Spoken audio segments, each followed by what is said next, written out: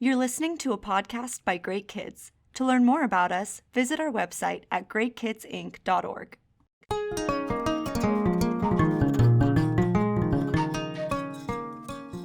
This is Different Eyes, the view from the heart of another, a Great Kids podcast about overcoming bias in others and in ourselves. We'll be talking about how we can learn to see what others see, and vice versa, helping others see what we see. Our discussions will revolve around bias, cognitive bias and implicit bias, and how this all relates to the work that you do to support families.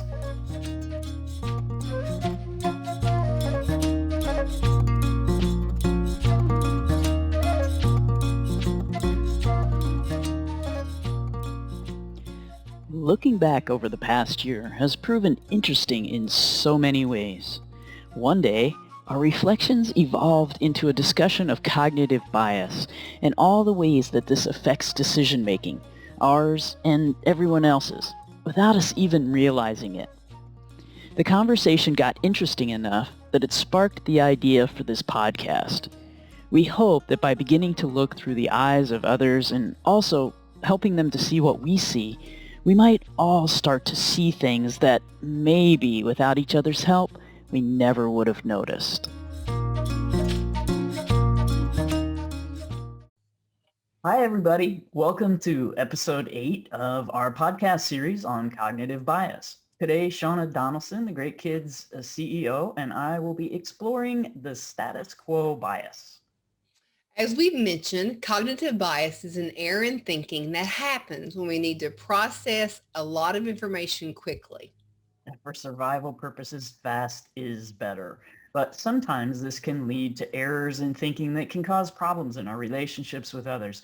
So it's important for us to remember that we all fall victim to this. And as we talk about it, we'll start to identify that. Yeah.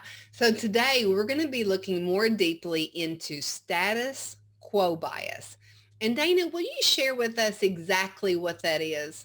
Yeah, sure. This one is about our resistance to change. The status quo bias describes our tendency to prefer things to stay the way they are. In other words, we're more likely to leave things as we are than we are to go out of our way to make a change. Yeah, it sounds like that while this works to free up those mental resources for other tasks, it also means that we don't always make our decisions based on reason. Exactly. And this can lead us to make choices that aren't always in our best interest. In essence, it means that we'll often stick to the default option, causing us to miss out on other opportunities that might be better choices for us, really. Yeah, I think we all would agree that we prefer familiarity. Researchers tell us that this is a form of risk aversion, right? We'd rather stay with what we know than to risk some sort of loss. Yeah, we really do have a built-in aversion to loss. That is actually another cognitive bias that really ties in with this one, I think. Researchers found that we actually feel twice as bad about losing $100 as we do from gaining $100. So statistically, that means that in order to change course from our current state of affairs, the alternative has to be perceived as being twice as Mm. good. For me, that really highlighted the challenges that we face when considering changes to our usual way of doing things. Right, it's so surprising, isn't it? It is. This fear of loss, or really it's a fear of change, can have a very powerful impact on the decisions we make. Quite often, the things we prefer only become favored because we're more familiar with them, if that makes sense. Yeah, Sean, I still have an AOL account that I use every day. And people laugh at me when I tell them my personal email address. I've just gotten to the point now where I go, yeah, I've got an AOL account. Yeah, I'm old. Okay, move on. Right? Because I just don't have the jokes. But I prefer it because I've had it for like 25 years or something. It's the default for me. I've even set up other more modern email accounts, Mhm. but I never end up using them. I stick with my AOL account. It's a great example, and I think we all can think of something like that, something that we hold on to simply because it's familiar to us and we don't want to make a change. Yeah, yeah. In some instances, this really doesn't harm us. Like my AOL account doesn't harm me at all. Right, Um, right.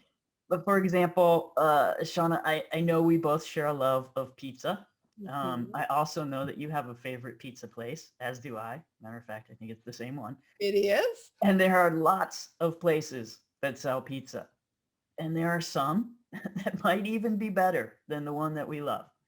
But we stick to what we know, what's Mhm. familiar. I don't know about you, but for me, it goes even a step further than that. Even though there are lots of perfectly acceptable options for pizza toppings, I typically will choose the same things over and over again. I prefer those toppings because they're familiar. Change is hard for people, whether it's pizza or politics. Yeah, that propensity to kind of keep things just as they are makes me think about the line from Amanda Gorman's Inauguration Day poem, Mhm. "The norms and the notions of what just is isn't always justice." So what just is, we've got a lot of that going on. And I love that. I love that quote. So absolutely. When we take it out of the pizza place preference arena, that's a lot of words at one time, right? Pizza place preference, when we take it out of that arena, we really start to think about how keeping things the same, while it's an option, isn't always the best option. So as we always do, let's play that out a little bit in the home visiting arena or maybe in parenting in general. Yeah. And what I keep thinking about is that there are often instances where we're expecting parents to consider making changes to the way they're currently interacting with their child. Maybe not even big changes, but sometimes just slight adjustments could really feel huge to families. Mhm. So true. Parents will struggle with the status quo bias, and so will those of us working with families. And I can think of a few examples that I've even had myself over time when I was home visiting. As a home visitor, sometimes I would use older versions of the curriculum or maybe an older form because Yeah. I felt comfortable with it. And I even think about, the materials. If I was using the curriculum, I knew how to do the dance with the materials that I'd been using for a while when I was with families. I felt confident in those materials and I knew what was coming next. And then if an update came along, all of a sudden it meant that I had to feel vulnerable and I had to experience discomfort. And I had to take a chance that what I was doing might not be exactly right, or I might not appear to know what I was doing. So there was a lot of risk and perceived loss that consciously I wasn't even thinking about, but moving against what I knew put me at a risk. Right, right. I think that's a great point, Shauna. That makes me think about the release of our next generation Mm. version of Growing Great Kids. Even though this latest version has the most up-to-date information for families and it's really designed specifically to make life easier for home visitors, we're supporting programs to overcome the status quo bias as they transition to that.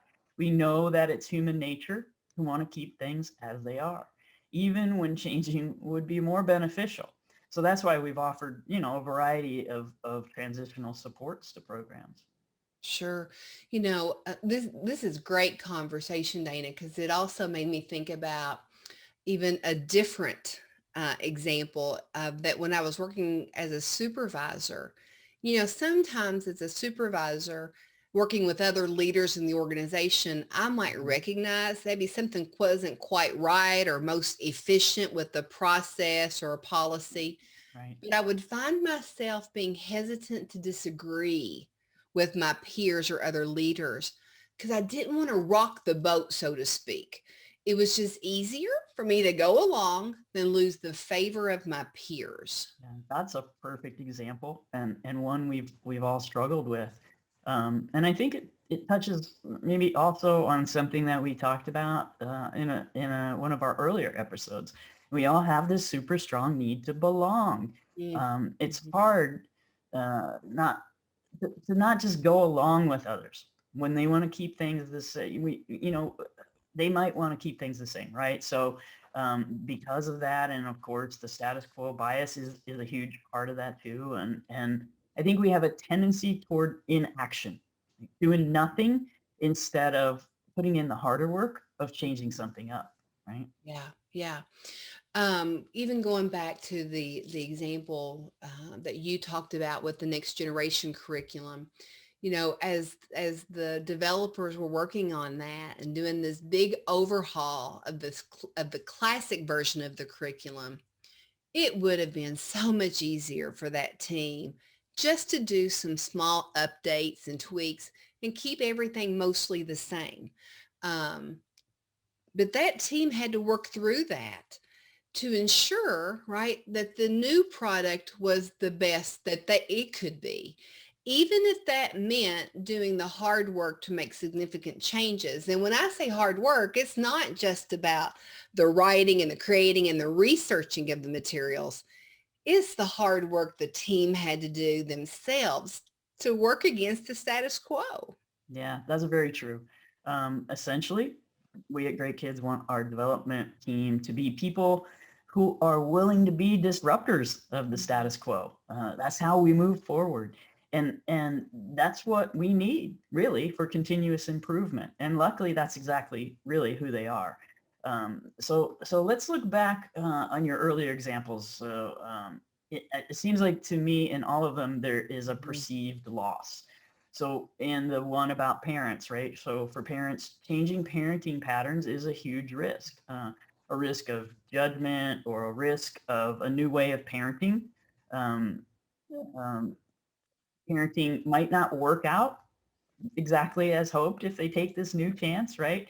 Maybe even the loss of a parenting tradition, doing Mhm. something different from the way they were parented. Or we can think of the loss for you as a home visitor. It was the loss of your comfort and your confidence. You had to be new at something, which made you feel very vulnerable. You might make a mistake. So probably very similar to what parents feel when we're asking them to do something differently. And then I guess as a supervisor, you would have to risk your peers being upset with you. So so any change to the status quo could be perceived as a loss. Does that make sense? It does. It's perfect sense. And I think we can all see the status quo bias in our personal lives as well, such as driving the same route that we've always taken, right? Despite new roads or shortcuts, um, or buying the same brand of shoes, or not changing internet companies, or watching the same news channels, or new Coke versus original Coke, and eating the same pizza at the same pizza place, right? Yeah, yeah. That means we've got a bit of a hill to climb. We've got to help the family, the home visitor, the supervisor, and of course ourselves see that the result of changing their way of doing business is going to be twice as good as what they're doing now. Mhm. So you know the next question, I what do do. we do about it? And I imagine that it starts with giving the rider of the elephant time to slow down, Yeah. stop and think. Is that right? That it always does, right? I think that's been the answer every time. So yeah, exactly. Oftentimes we go with the status quo automatically. We don't even think. We just default to what we've always done. We don't spend the energy to think about how or really what might be different or even the advantages. That's our brain. Again, taking those shortcuts, right? Mhm. We must take the time to consider options. And as we consider those options, we must think about the advantages and how those advantages outweigh the risk or the discomfort. Yeah. You know, changing my pizza toppings might not be worth me thinking about. So I'll just go with the status quo, right? I get the same thing every time, And lots of sauce. I know. right? Lots of sauce. But what if changing where I go for pizza matters a lot to my partner? Then that might make it worth it to me to shift my status quo, just as it could for a parent. Parents find it easier just to tell their kids to do something without an explanation or a reason. It's that because I said so, that's the status quo, which is true, right? Because Yeah. I said so can be a reason. Yeah. But if a parent took just that extra time to change that parenting practice from that status quo of saying, because I said so, and instead provided their child with maybe context and explanation, then what happens is that child also starts to learn rationale, relevancy, and reasoning, right? Yeah. So for example, me telling my child to get dressed is a bit different than telling my child to get dressed quickly so we can have more time to play at the park, Right. right? And then that ends up giving more motivation to getting dressed. And it also gives them reasons that they can apply to things later in life, right? It gives them a bigger picture. Yep, exactly. You describe those potential payoffs. And I think that's why those are such an important part of the Great Kids Daily Do's. If someone's going to try to do something different, they need to be, well, maybe not just motivated, right, but actually Right. inspired to do it. Well Payoffs said. are a great way to inspire someone, and I think we all need those kinds of Mm. nudges to get us over that status quo speed bump that we run into. And I think the other thing that's important to consider is decision fatigue. Yeah. So decision fatigue is really just being mentally overloaded by too many decisions to make too frequently. And research tells us that the status quo bias is even harder to overcome when we've got decision fatigue. hmm Dana, there are some experts who are saying to us that we all seem to be suffering even more from decision fatigue over the last year with the COVID-19 pandemic. Yeah, absolutely, and that's so true. I read one article that was explaining that the current decision fatigue that many of us have been feeling is not only about the number of decisions, but also just the stronger impact of each one hmm of those decisions. I mean, when you think about the fact that just getting groceries over the last year has involved a lot of high stakes decisions for people, more than we've ever been used to having to make for something so simple as just going to the grocery store. Right. Dana, this is such an important piece of all of this. If we all just took the time to think about how complex the last year has been Yeah. and the things that have been efficient for our brains has not been efficient, Yeah. it helps you understand kind of why we are all feeling tired and how hard it is to go against the status quo, right? The work that it involves. Yeah. And Yeah. since cognitive biases are the results of shortcuts, often decision-making shortcuts, it makes them harder to overcome in that space of time that we're in. Yeah. And I think being aware of that for ourselves and for everybody else is probably critical in importance, and really just a major aspect of all of this. Patience and understanding have got to be a key here. Yeah. Well, and empathy, right? There it is, empathy. Being empathic with ourselves and those around us. Seeing through their eyes and hearts can really help us support them in the ways they need it. Yeah. I'll come back to Amanda Gorman one last time Please. before we wrap this up. And she said it so beautifully. If we merge mercy with might and might with right, then love becomes our legacy and change our children's birthright. I just love that. And she did such a I get powerful the job of just, chills, I got goosebumps literally right? It's just reading that beautiful. line, right? The status quo effect is pervasive in both big and small decisions. And oftentimes we're held back by what we believe to be the safe option. It seems like the safe option simply because it's the default. And and if we keep in mind our natural tendency to want things to stay the same, perhaps that will help us to recognize the allure of inertia, right? Or simply doing nothing. Hmm. And then we can more effectively overcome it. Hmm. Change is hard, and we are all a bit tired right now. But change is necessary in so many ways that this is the time to be very intentional about our decisions. And sometimes that means doing the thing that is most right, even when it's not our easiest choice. Yeah, well said, Shauna. I think that seems like a great place for us to wrap up this discussion. Thanks to each of you for joining us. Yeah. And Dana, I'm kind of excited about the final four episodes. And I can't believe we're in the final four, right? Yeah, 'Cause yeah. we're going to change things up a bit, right? We're going to go against our own status quo that we've created So here, we are. Yes, we right? are. Good for us, right?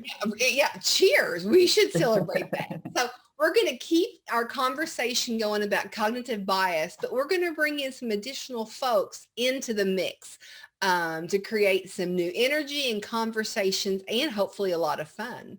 Yeah. So hopefully we'll see you all again in a couple of weeks. Well, technically, I don't guess we'll see you, but hopefully you'll see us again in Right? a couple of weeks. If you've missed any of the episodes so far and you want to catch up, you can find them all on our resources page of the website, which is greatkidsinc.org. So take care, everybody. We'll see you in a few weeks. Yeah. See you then.